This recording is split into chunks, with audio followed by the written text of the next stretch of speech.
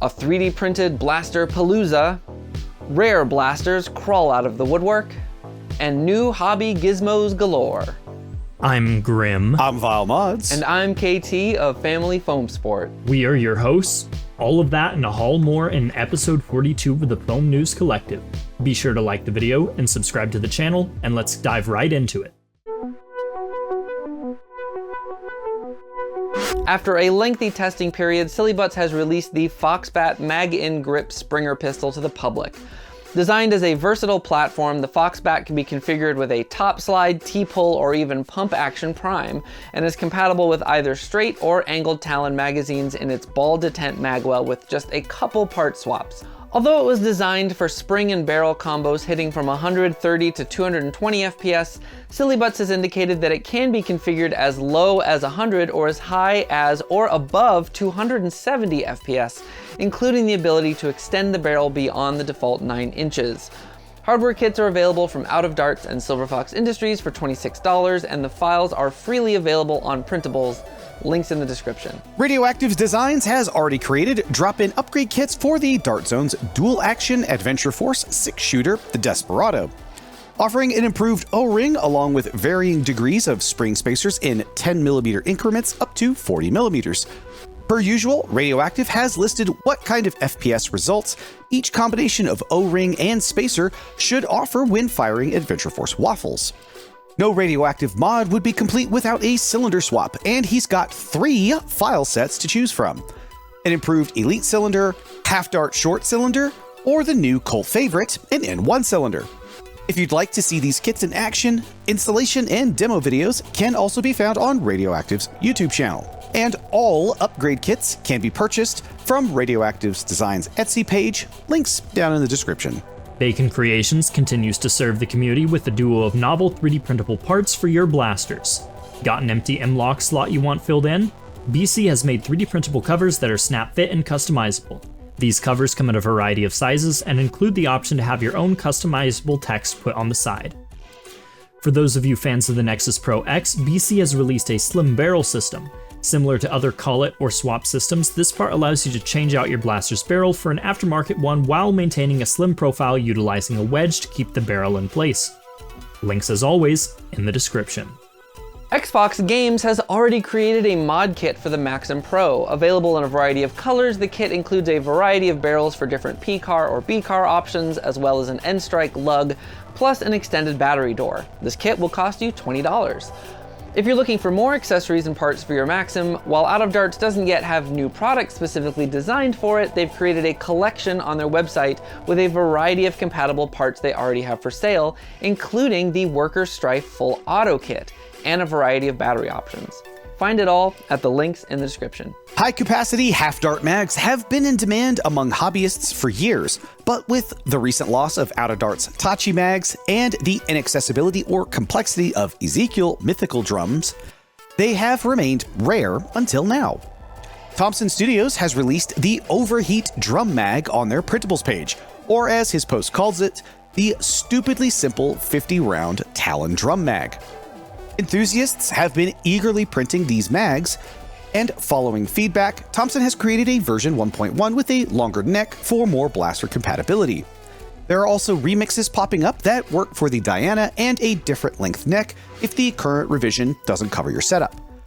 Hardware required is a handful of M4 parts, a 608 bearing, metal pins, and a specific clock spring that's linked in the description.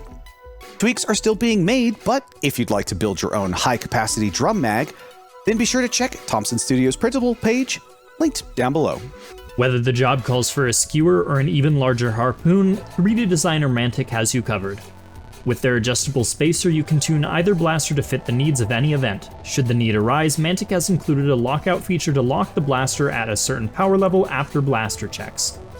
Files and more information available, as always, links in the description. The Venom Pro continues to be a hobby favorite for aftermarket parts. This is the new Gaboon Cyber Tac muzzle by Dead Man's Foam. Offering a wild aesthetic and extended battery tray space, it comes in 2 variants, with and without lower pick rail. Brooklyn Tony is also getting in the game with this clean muzzle design that continues the texture of the base blaster while streamlining the top by eliminating the tack rail and offering an optional attachment point for an Acro P2 red dot pistol sight.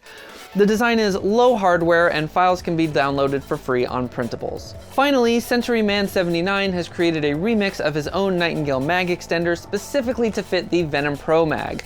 Available as a free file on printables, it offers an additional 5 dart capacity with the stock mag spring.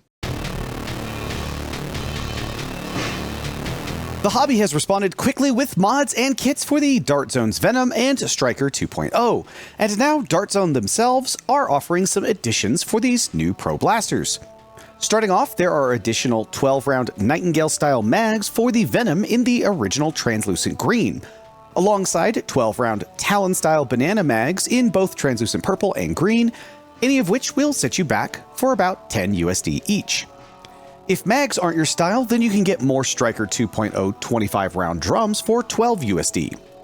For the Stryker 2.0, Dart Zone is also offering a tuning kit that includes high and low-powered springs, as well as 2 8mm spacers, which can tune the Stryker 2.0 down to 130 FPS HVZ levels or upwards of 250 FPS for that pro-level build, and these kits are a reasonable price at only 10 USD. Links to all the listings will of course be down in the description.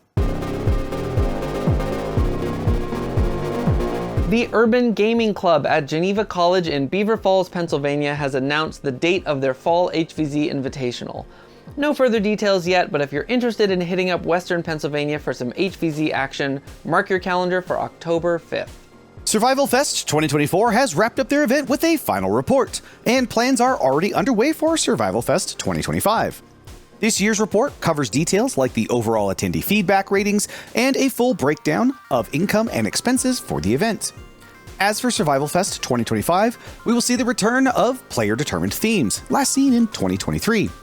If you'd like to look over the report or find when theme voting goes live, links to everything will be down in the description.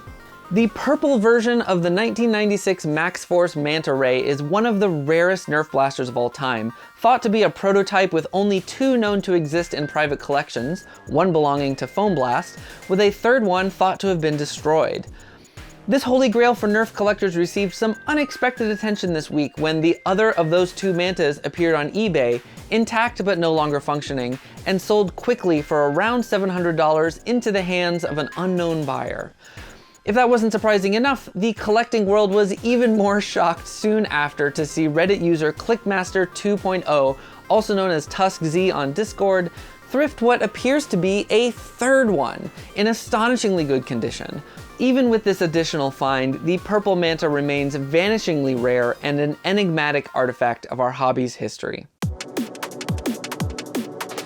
According to a patent found by Buff Daddy, Buzzbee may continue to flood the market with new designs that use their Easy Fire lever priming system, this time using it to fire water instead of foam. The images in the patent make it look like a pretty complete product, but there's no word on release or distribution. A recent New York Times piece on retailtainment by Jane Margolis features efforts to turn dying retail mall space into entertainment play venues. As an example, the article discusses the conversion of a former JCPenney at Westfield Garden State Plaza Mall in Paramus, New Jersey, into a Nerf action experience location in what may be only the beginning of a larger trend. When the website for longtime hobby parts manufacturer Orange Modworks recently disappeared, a number of folks feared that the company had finally gone under.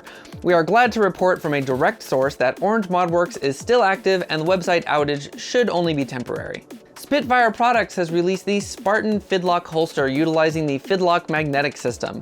Available in left or right-handed with straight or 10-degree angled mounting, this holster is designed to go with the upcoming Spartan Flywheeler blaster, but will work with any 60mm spaced Fidlock compatible design. Mark IV has released the Haifa, a new and unique 3D printed mag-in foregrip springer with a stylized minimalist design.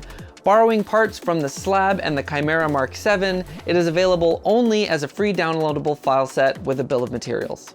3D designer SpaceFox has released a part to allow you to get some extra versatility out of Zach Friedman's Transwarp Saya mag holder system.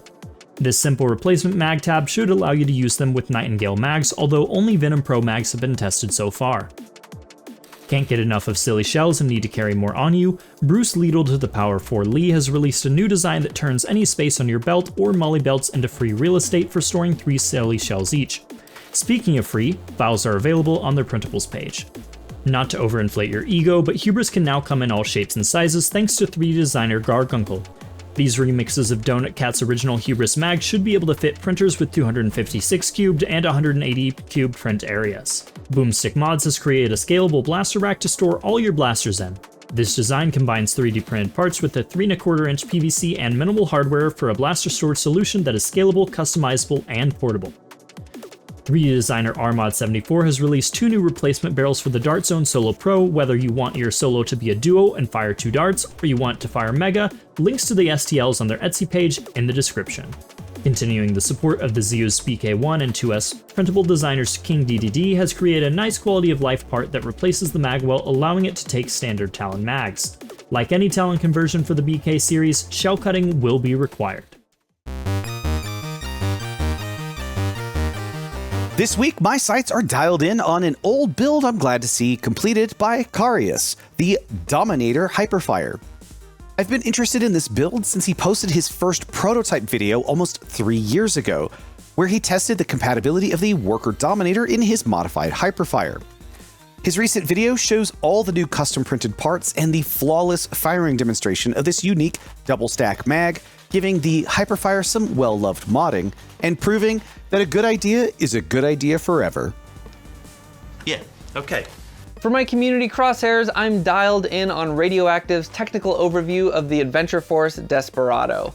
In this short video, you can see Radio's first reactions to every aspect of the blaster's internals and his process for breaking down a new product as he prepares to create mod part designs like the spacers and cylinders that resulted from this very exploration covered earlier in this episode. So while you're waiting for your Desperado N1 cylinder to print, don't miss this opportunity to learn more about the technical side of the blaster from an expert. And that's it for the news. As always, a huge thank you to all our news contributors, Ko-Fi subscribers, and moderation team. Don't forget to like the video, subscribe to the channel, and let us know what you thought of this week's episode. If you want to support us further, check out either our merch store or consider signing up for the Ko-Fi page to get special perks. Be sure to check out this week's podcast, where we'll be talking with the creator and board member of Foam War Inc. and main Ragnarok Oktoberfest organizer, J-Mom, covering her involvement in the hobby and this year's upcoming event. Thanks for sticking it out this long in the video, and we'll see you back in 2 weeks. A recent New York Times piece on retailtainment by Jane Margolis? I'm gonna go with Margolis. Desperado, why don't you come to your senses? Borrowing parts from the slab and the chimera. There's also been a lot of people working on these types of builds lately, so can't imagine why. Hawkeye. These remixes of Donut Cat's original Hubris mag should be able to fit print. Not to overinflate your ego, but hubris can come in all. Not to overinflate your Not to overinflate your ego, but hubris can now come in all shapes and sizes thanks to 3D printer. The only thing that's getting inflated is the length of this segment. How many times I messed this up, Jesus. Free downloadable file set with a bill of materials.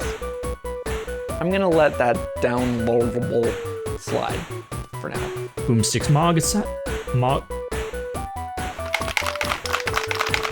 I found another vintage Super Soaker at the thrift store.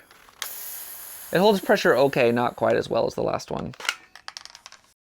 Man, that took way too long.